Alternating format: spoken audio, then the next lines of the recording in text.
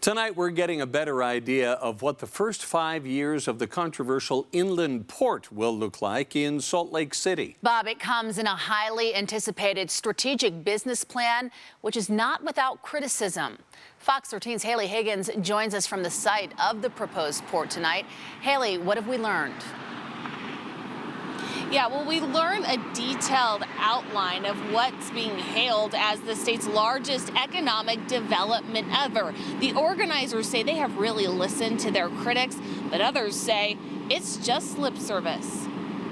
The document itself is a framework document. The massive import-export center slated for Salt Lake's northwest side will bring goods from overseas and disperse them across the west, bypassing coastal ports.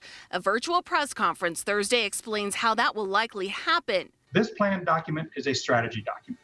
It is it's a guidepost. It's a guiding principles document for the way that we will make decisions in the future. The plan touts sustainability and environmental initiatives to appease critics who argue the massive development would harm Utahns and the environment. Protests over the port blocked organizers from having actual meetings for months. We've heard the public. We've heard their concerns related to air quality, related to community impacts, related to impacts to the Great Salt Lake, one of our most vital assets.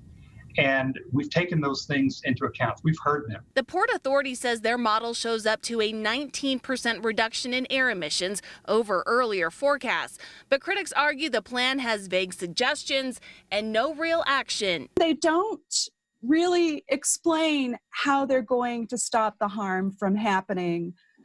They talk, they use words like, well, we might do this, or we may do that, or we will encourage.